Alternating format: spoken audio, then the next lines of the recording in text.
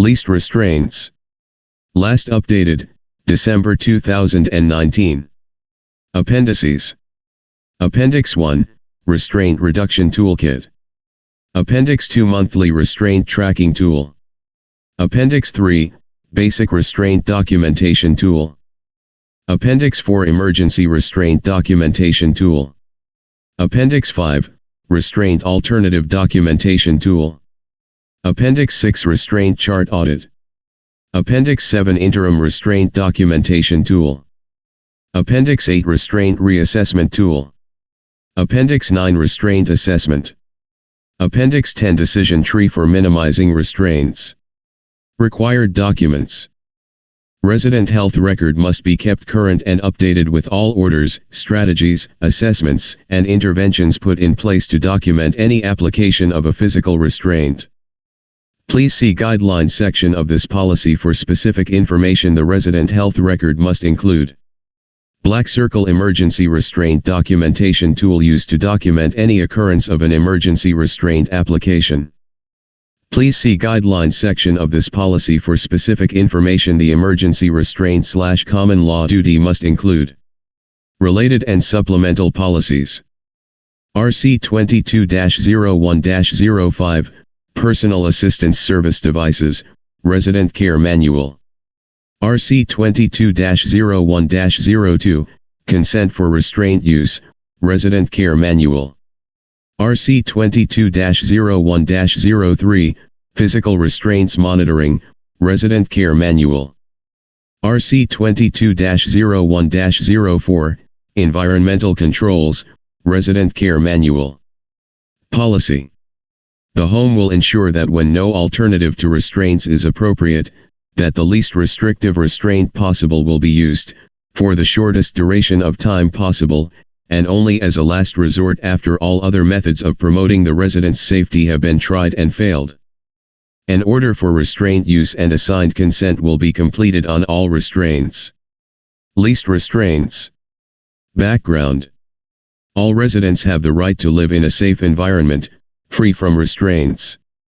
Restraints are considered a temporary measure. Situations may arise where the safety of a resident, or others, is at risk. In such situations, interventions will be implemented to reduce the risk. The use of a restraint may be one intervention utilized. Procedures. Administrator/designate 1. Ensure that a statement describing the home's policy on the use of restraints is included the resident handbook and/or the information package provided to the resident and/or SDM prior to or upon admission. Nurse. 1. Explain the purpose of the restraint to the resident prior to application of the restraint. If the resident resists, force will not be used. Assessment. 1. Use the following steps upon consideration of restraint. A. Assess. I assess the resident's situation looking for possible triggers to the behavior or action that has been observed or witnessed. 2. Complete a restraint assessment. 3. Consider possible issues that may explain the behavior or action prior to the implementation of a restraint. This consideration should include, but not be limited to infection, pain, boredom, the need for toileting, the desire to go home, and the normal process of adjusting to the LTC home environment. See Restraint Assessment, Appendix 9, which includes alternatives, also available on PCC. B. Consideration of alternatives. I. Trial, evaluate and document various alternatives to restraints, depending on the outcome of the various assessments, which may include, but not be limited to physical, environmental, emotional, nutritional, seating/positioning and medication review. See Restraint Alternative Documentation Tool, Appendix 5.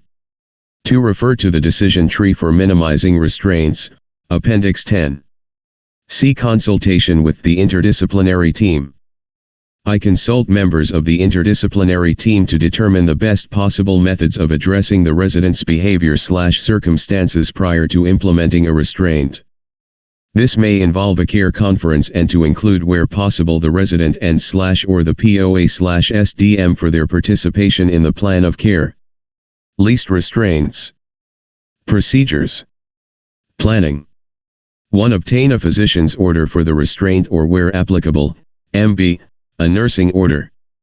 A. The order must specify the type of restraint to be used, when the restraint should be used, reason for the restraint, and how long the restraint may be used for. B. Reassess and reorder the restraint every 3 months, and more frequently as required, as part of the quarterly medication and treatment review. 2. Obtain consent. A. Consent is required from the resident, where possible, or the POA/SDM. B. Consent must be informed. C. Consent may be obtained by telephone but should be signed by the party giving consent at the earliest opportunity. D. Provide the resident and SDM with required information to help them make an informed decision as to restraint use. Provide resident/SDM with a copy of the Minimizing Restraints Use brochure, located in the Restraint Reduction Toolkit, Appendix 1. E. Document consent on the restraint consent, RC 22-01-02A1. 3. Develop care plan with the goal of restraint reduction. A. All use of restraints must be clearly detailed in the resident's care plan. Implementation. 1. Restraints may be implemented only as per the restraint order and upon consent. The nurse will initiate all documentation for restraint utilization.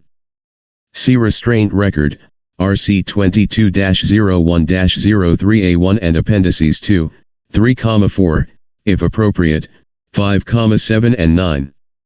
Evaluation. 1. At a minimum, the resident's response to the restraint and the need for continued use of the restraint must be evaluated each shift and documented either on the restraint record, or where e-documentation is in place.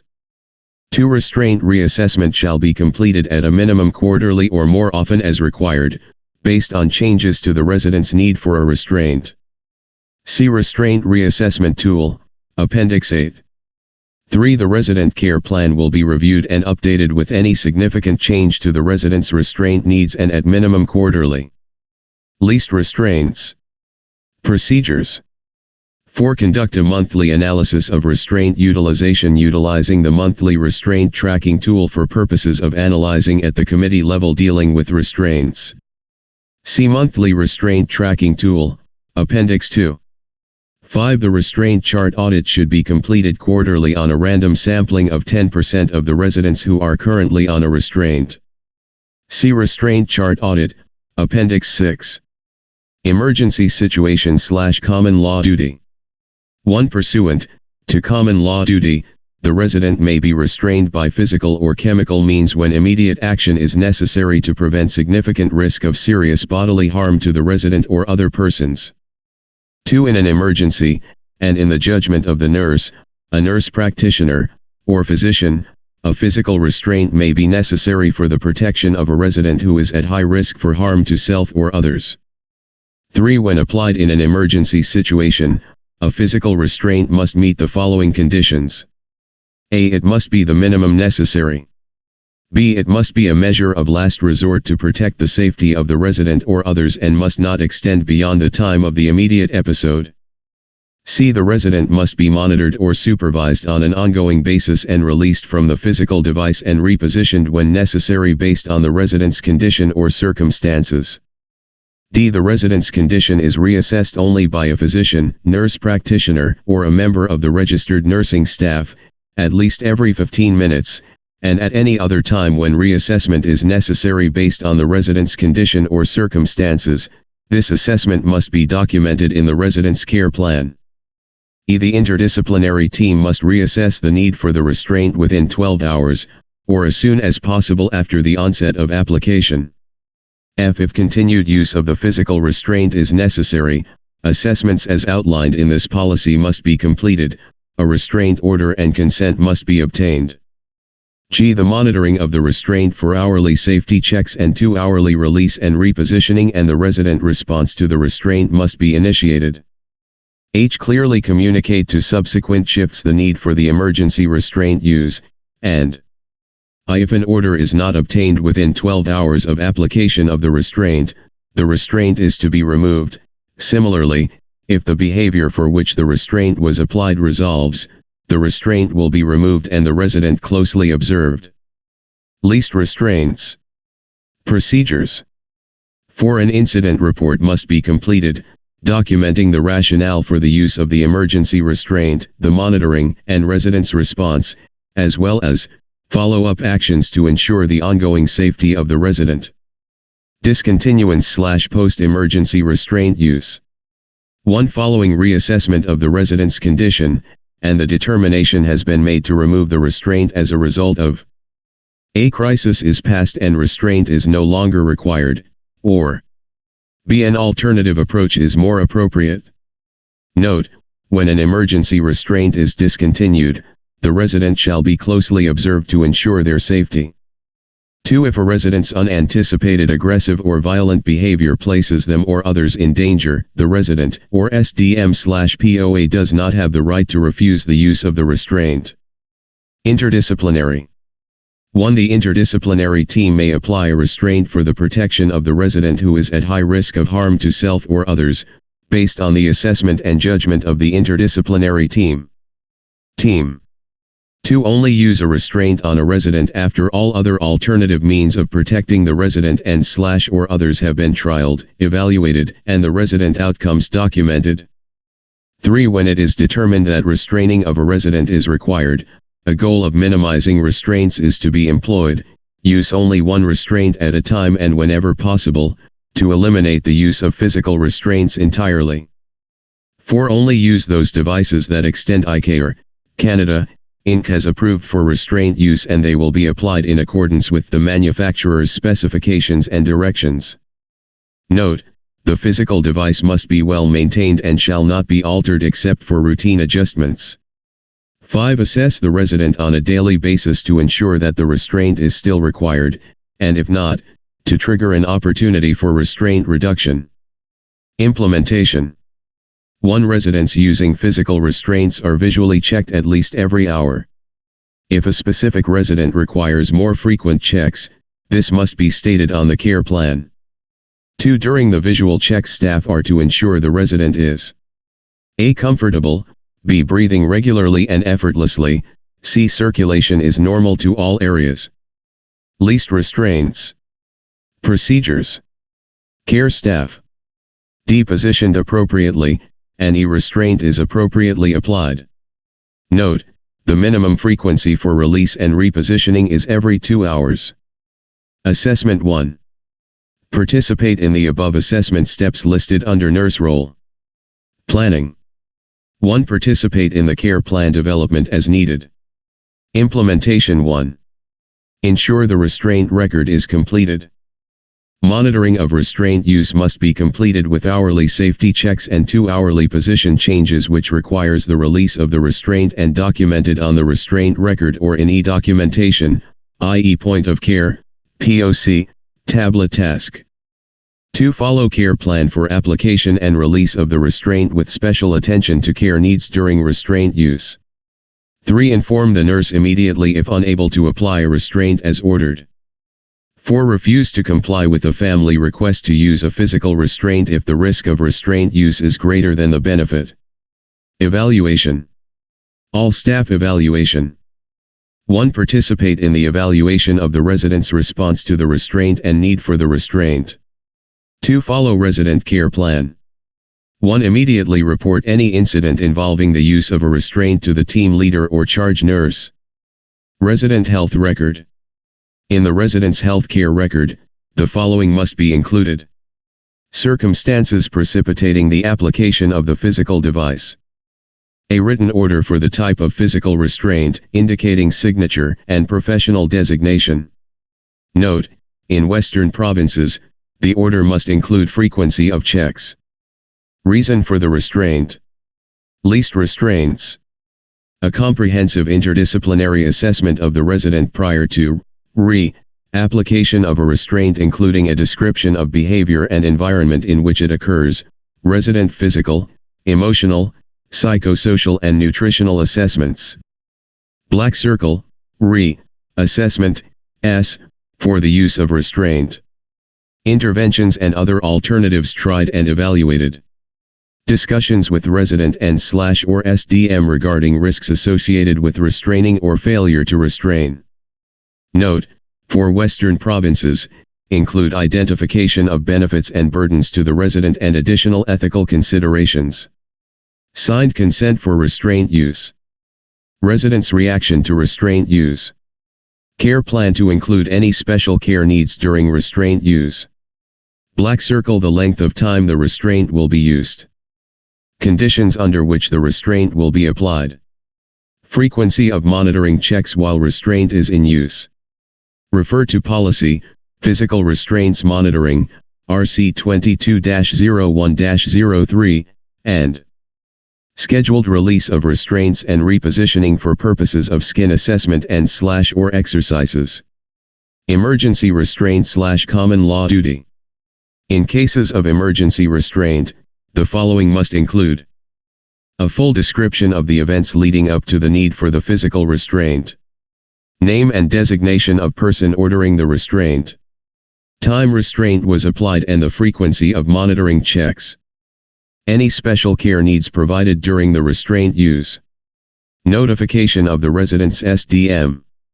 When reassessment is to occur, and completion of an incident report. Physical restraint.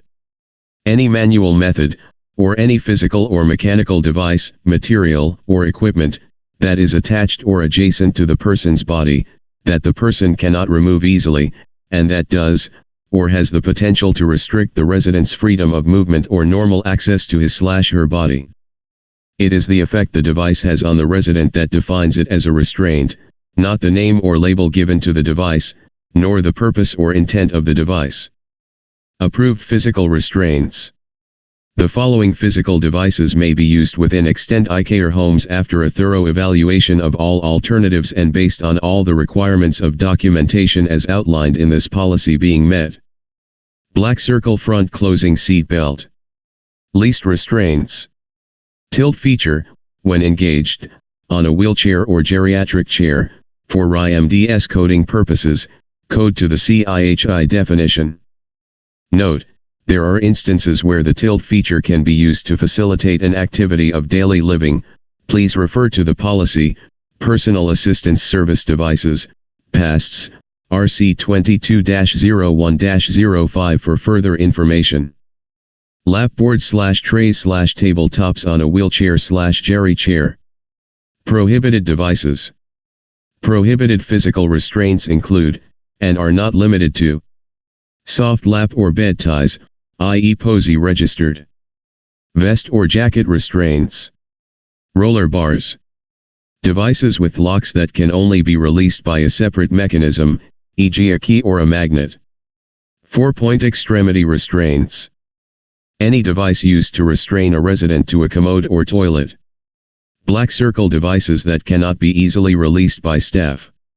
Sheets, wraps, tensors or any types of strips or bandages used other than for therapeutic purposes, and limb restraints. Note: at no time will a resident be physically restrained behind a closed door. Informed consent refers to all the risks and benefits associated with restraining or not restraining have been explained, the alternatives that were attempted and evaluated have been explained, and the resident or family have been given opportunity to have any question answered. Written restraint order. A written order for a physical restraint must include: black circle the type of restraint to be used. Black circle when the restraint may be used. Black circle how long the restraint may be used for. Common law duty refers to the duty of a caregiver to restrain or confine a person when immediate action is necessary to prevent serious bodily harm to the person or to others.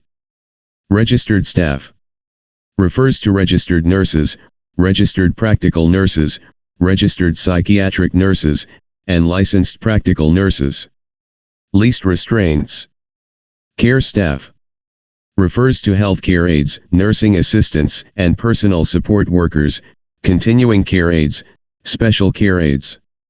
E-documentation refers to any application used by Extend iCare, Canada, Inc. where information can be recorded. Examples of e-documentation include but not limited to point-click care, EMAR, point of care, POC, tablets, Momentum, etc. Winnipeg Regional Health Authority, Policy, Restraints in Personal Care Homes, Safe Use of, 2015. Canadian Institute for Health Information, CIHI. 2016, Restraint Use in Long-Term Care. Alberta Health Services. 2013, Appropriate Use of Antipsychotics, AUA, Toolkit. Bill No. 609, an Act respecting the rights of residents in special care facilities and personal care homes, Government of Saskatchewan, 2014. Legislative Assembly of Ontario 37:2 Bill 85, Patient Restraints Minimization Act, 2001. Page bills _detail _about. Ontario Association of Nonprofit Homes and Services for Seniors, 2010, Minimizing Restraining of Residents and the Use of Personal Assistance Service Devices, PASTS. Ernmonton Media Relations /LTC %20 Homes %20 Act /minimizing _restraining _and _use _of _pod DS Policy Procedures Training Package.pdf. Ontario Long-Term Care Homes Act, 2007. Alberta Continuing Care Accommodation and Health Service Standards. Manitoba Personal Care Home Standards. Saskatchewan Personal Care Home Standards. Extendicare's intranet is the official source of current approved policies, procedures, best practices, and directives.